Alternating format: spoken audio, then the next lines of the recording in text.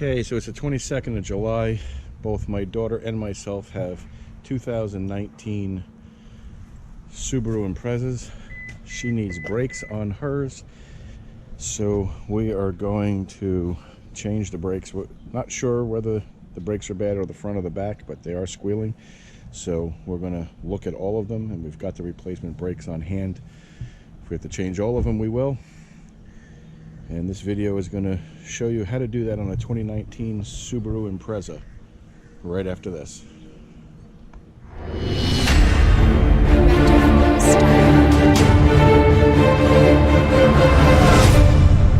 Okay, what we didn't tell you is my daughter's timing is impeccable. We're in the middle of a heat wave. It is supposed to feel like 110 today, with the high of actually being like 97. So we've put a tarp over us. It's stuck in the door there. It's bungee to the front grill there, and it's hooked to this fence with bungees on both sides, and that's just keeping the sun off us. So first thing you have to do before you jack a car up is you have to loosen the lug nuts, because once the wheel's off the ground, it's not going to be easy to loosen them. And then you need to jack it up and then take the rest of them, take the lugs the rest of the way off. This car here, according to the manual, has a spot here to jack and a spot about right here to jack. So we're going to put this 3-ton jack under there and lift this up after we get the hubcap off and loosen the lugs. We're going to be using an impact driver to do this, an air impact driver, but if you don't have one, you can use the one that came with your car to take the lugs off, or you can buy one of the cross X pattern shaped lug nut removal tools at any of your local auto parts places. So, but this is the jack we're going to be using. It's a Touring 3-ton service jack.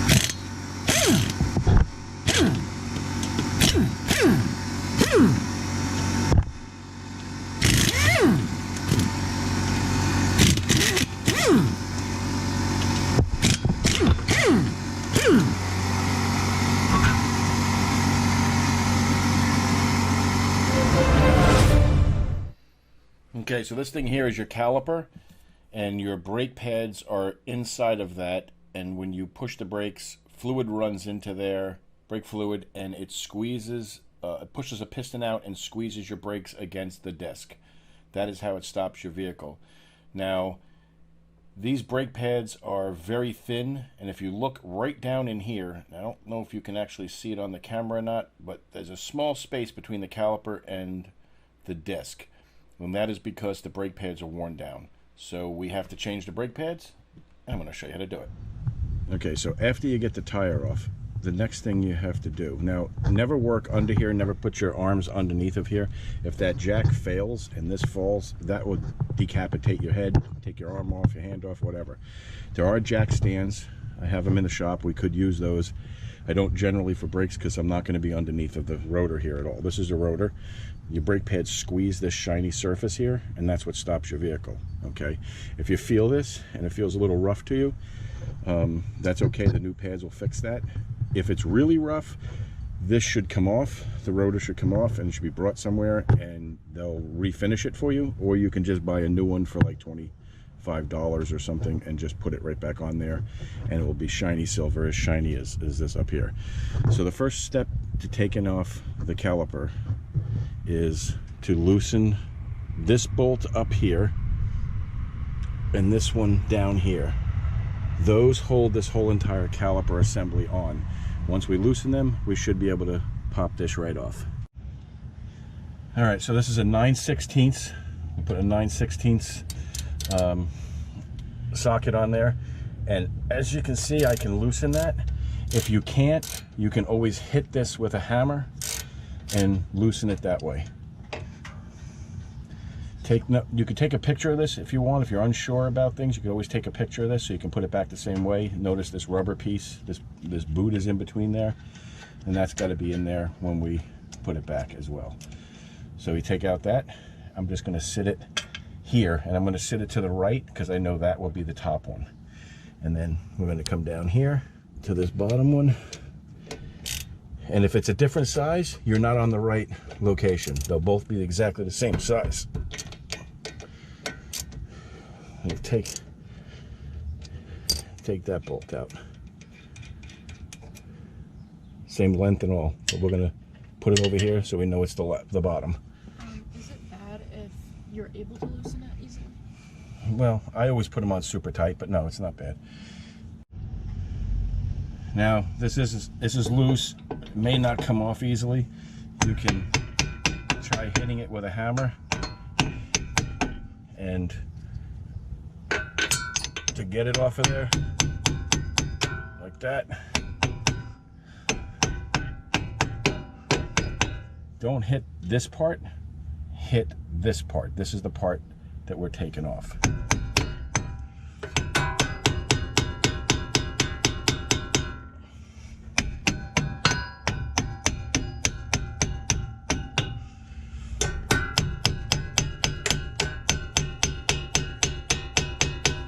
Don't want to just let it fall because this hose is your this is your brake line. Okay.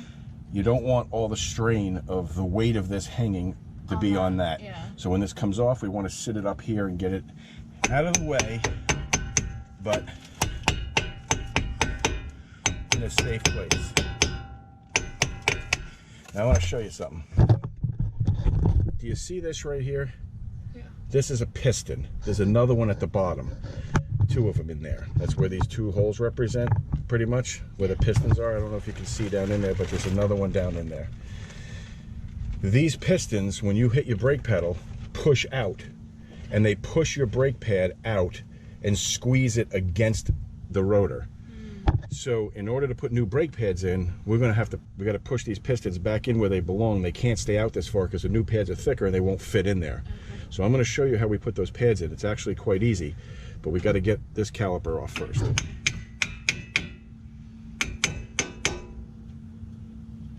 And you see it comes off and it's sitting up here. There's a needle nose pliers down here to grab this one and pull it out. And there's your brake pad. That's how much left on it. Look at that little bit of amount. See? It's warning you that your pads need to be changed, but they still had some life left in them. But it's warning you that it was low. Now get me the new one so I can show a comparison of what the new and the old look like. And it shows you how much you hit the brakes in the year and a half you've owned this car. There's not much left. That's a new one. That's the current one. See, that came out. That's also thin. So let me have the other one too. Oh, this one? Yep. Now if you look at these, the bottoms have this little metal tab on it. See that? But they're facing different directions. It's so when they're put together and the arches are meeting, these tabs are at the bottom. So one's an inner, one's an outer. This one goes on here, but I couldn't put it on the other side because I'd have to turn it this way and then the tab would be at the top, you see? So this one goes on here. And all you do is line it up with that hole and force it into position. Just like that. It just squeezes in, squeezes in. Same thing with this one. You're going to come in here. There we go. And you put both of them in just like that. It's not hard. Just pops into place. Okay? Now the job is pretty much done. The only thing left to do is put this back on and put two bolts in it. They'll charge you $200 to do this because they know how to do it and you don't. But now you're learning. So now I'm going to show you how you get these pistons back in. All right, let me show you real quick. I'm going to try to put this caliper back on. I know it's not going to fit, but I'm going to show you with the pistons sticking out like that, it will not fit over the new width because of the new thicker brake pads that we put on there. So we definitely have to compress these pistons. Okay, this is called a C-clamp. It's used for many things. It's kind of like a vise. You can put it between two pieces of metal, tighten them together to weld them. You can put it under a workbench to a block of wood, tighten it down so you can screw things or nail things or whatever you're going to do. Or you can use it as a compression tool for your brake calipers. Now, you got a shoe end and you've got this end that's long, the threaded end that can move. Because this moves and this is deep, we want this end on here. So as we tighten it, this will go into the hole of that piston.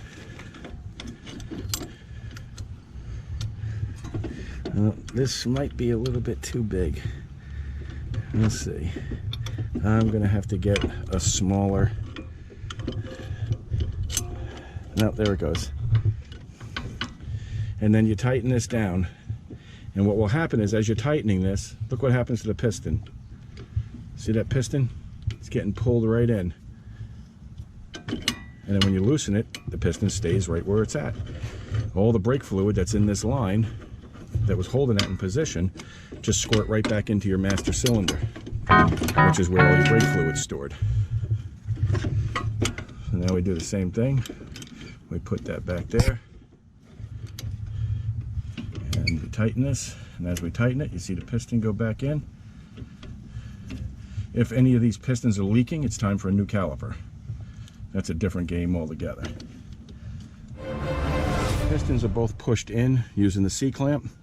We're going to take this and we're going to sit it back over the brakes.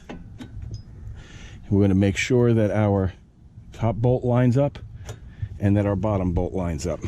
All right, so you just want to make sure that when you put this in here, that notice that this is a piston. This moves as well, okay?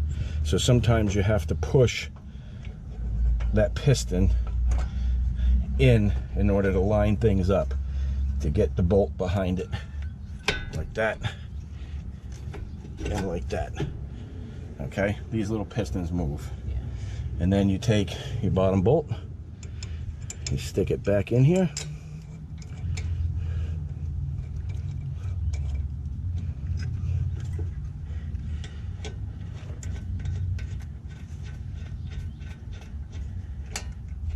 There she goes.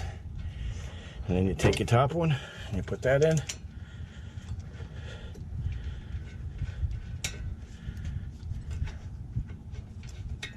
Just got to find out where the happy spot is. Right there. And switch your ratchet back to Tighten mode. And you're going to tighten them evenly. So you're going to tighten. Tighten it by hand first. That one was loose. Tighten it by hand. Do a half a turn. And do a half a turn.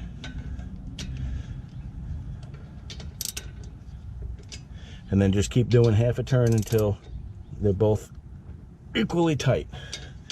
It isn't going to take much. And then after they're equally tight, what I always do is I come by and I go just a little bit more.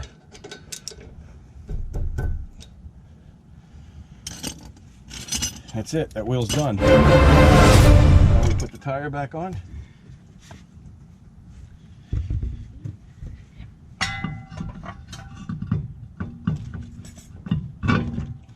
Now, for those who don't know, that's watching from home and not sitting out here in the 110-degree weather under a tarp,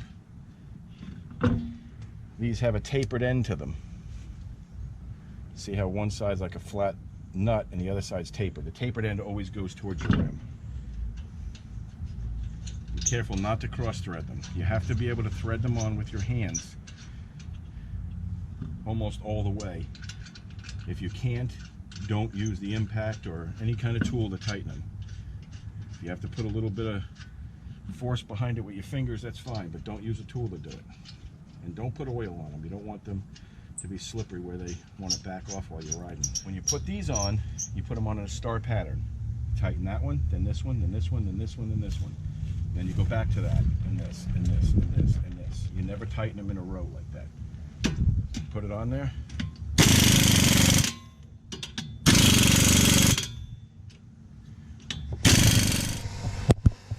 So what she's making sure of is that this ring is in this groove all the way around the entire hubcap. That tension ring is what holds it on there.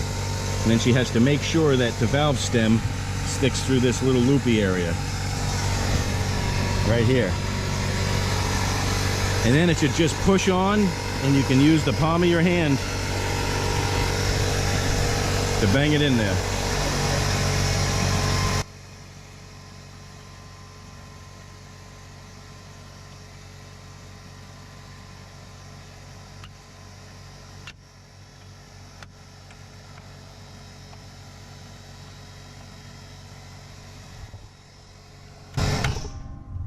And just like that, the brakes are done on the passenger side. It's the same thing on the driver's side.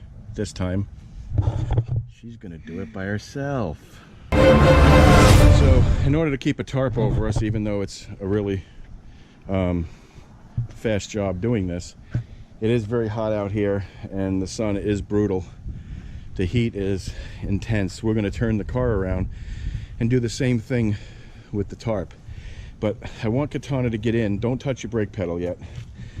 Go ahead and start the car. I want to show you what the brake pedal is going to do. Go ahead and push the brake pedal. It went right to the floor. That's because we pushed those pistons back in and they need to build up pressure against the brakes. So go ahead and pump them a few times until you get your pedal back. You got your pedal back now? Yeah. Okay. So now she's ready to back this up and turn it around. Make sure that when you're jacking up the front side of a vehicle, whatever side you're jacking it up on the opposite side, rear, put a wheel chuck or a brick or something to keep it from rolling. This is a front wheel drive car. See, we're going to be working on the other side. So I've chucked this wheel. You also want to set your emergency brake. But if you're working on your rear brakes, don't set your emergency brake, because it'll only be in the way.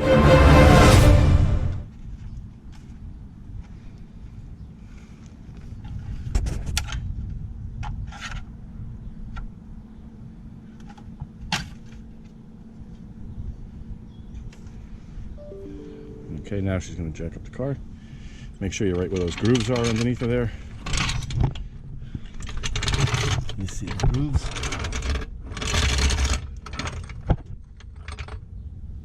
Back up a little bit. Yeah. Right there? Yeah.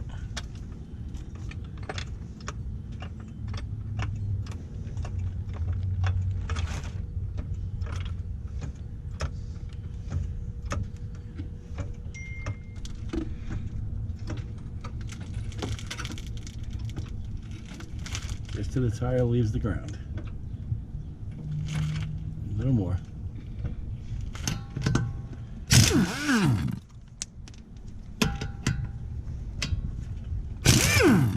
Make sure you're straight on the bolt.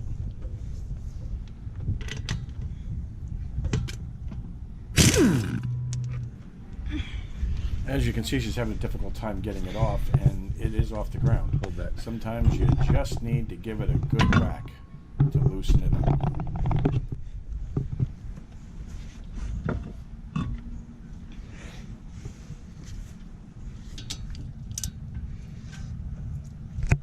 That's too hard to do it that way. Put it on here, okay. Down here. Bring it up a little bit. Bring it up a little bit. Right there. Hold it on here with your hand. Hold it on here. And smack the other one with the palm of your hand. There you go.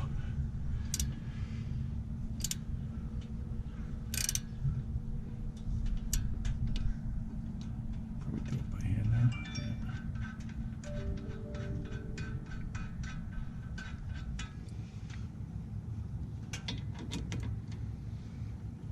Yeah.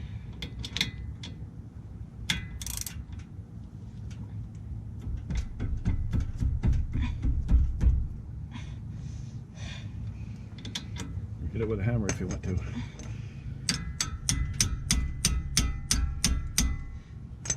Hold it on there. Hit it with this part of the hammer if you have to. There we go, thank you.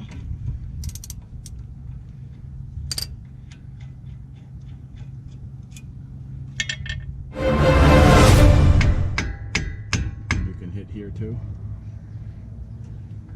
Right-handed.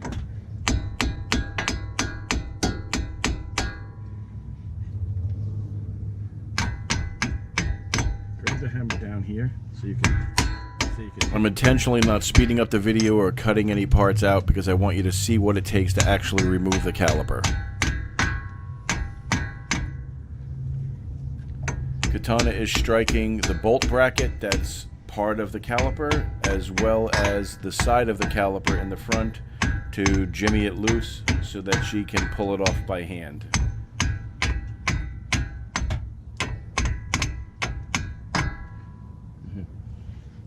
Hold it. It's heavy.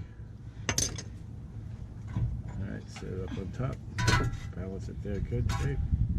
There you go. Now you should just have to pull these out. Just pull, grab a hold of it and pull forward. Don't grab that metal even. Just grab the thing and pull it. There you go. It's coming.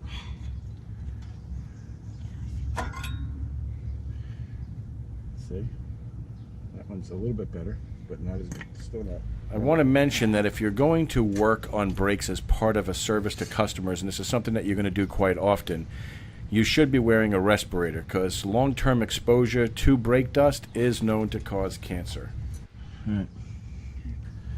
The brake pad assembly has metal clips, and all you do is take the brake pads, and as you line them up with the two square holes where they fit in, you have to push against those metal clips so that they spring back a little bit, and they provide the tension to hold them in place.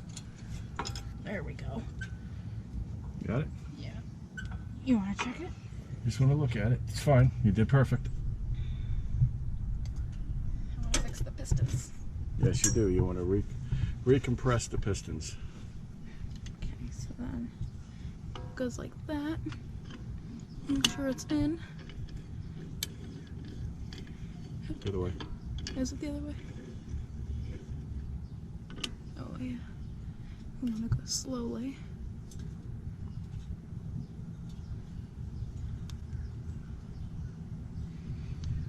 Now, as the car gets older, this will probably have to sit against the back of that because it'll be much harder to move the pistons.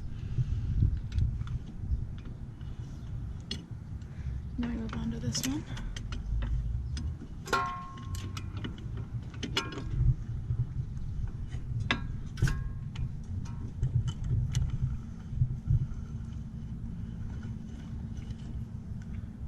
Slow.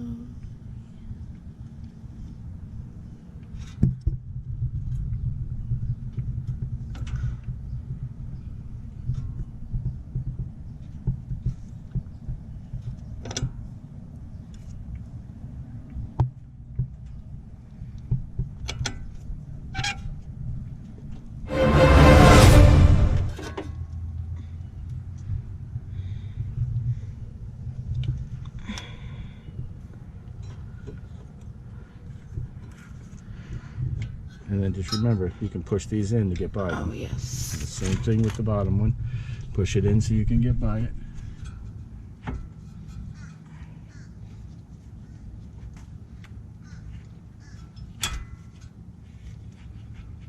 There you go. This is the top one. Now you will have to wiggle it to try to get it to line up right. That's fine.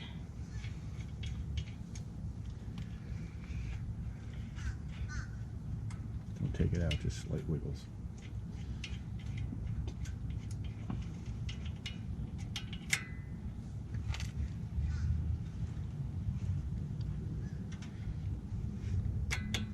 There we go.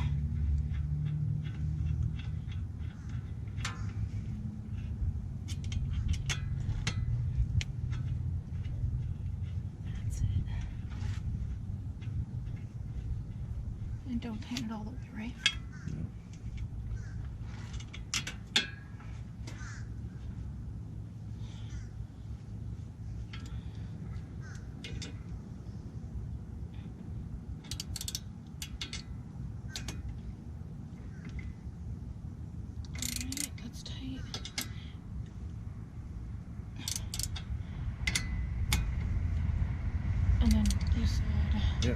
put it up, hit up on it.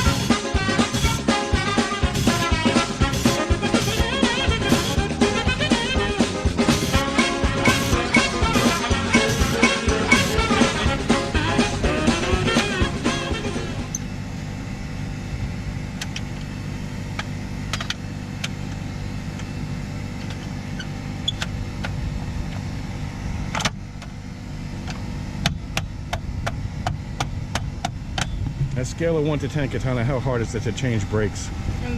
0. Not hard, huh? No, it's not. Saved yourself $200 Yep. in labor, maybe more. Probably $250 or $300 by now. Learned a new skill. And you learned a new skill. Yep. And your grease monkey. All right, now we're going to look at the back brakes and just see if they're in good shape. And if they need to be changed, we have the other brakes here somewhere. And if they don't, we'll return them and you can get some money back. Okay. So this is a jack stand. And this can be raised and it'll stay where you put it. When you lift this, it falls straight down. It's not a jack, it's a jack stand. So what you do is you slide it under the vehicle someplace where it's metal. So what that's the job of that is, actually the jack probably should have gone over a few more, 6 inches or so, and it would have been better for us, but it's all right. We're not gonna move the jack. But you'd slide this under there. If the jack fails, this will catch your car. Also a 9/16. Yep. You can use the hammer if you need to. Don't need to.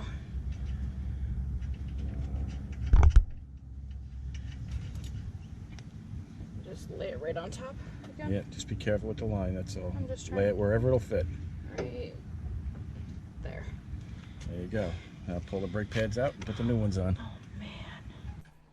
Rather than make you watch or do the back wheels as well, they work the same way as the front on this vehicle, and probably most of the Subarus nowadays and most all cars nowadays probably have disc brakes on the front and the back. When I was a kid, the back had drums and you had to pull the drum off, which was kind of a pain in the neck.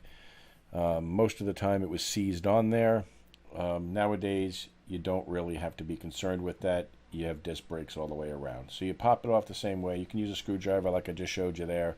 If it's stuck and you just can't get it to move, just pop a screwdriver in there, but pry away from the rotor. You don't want to score the rotor or scratch it. That's the shiny silver disc that the brakes push against. So now that you can see that it's easy to change the brakes on your car, you can do this. You can save yourself a ton of money, and my daughter now knows how to do it as well. I'm teaching her the handyman trade. She's learning a lot of things. She does masonry, she puts in windows, she does electrical work, changes out lights.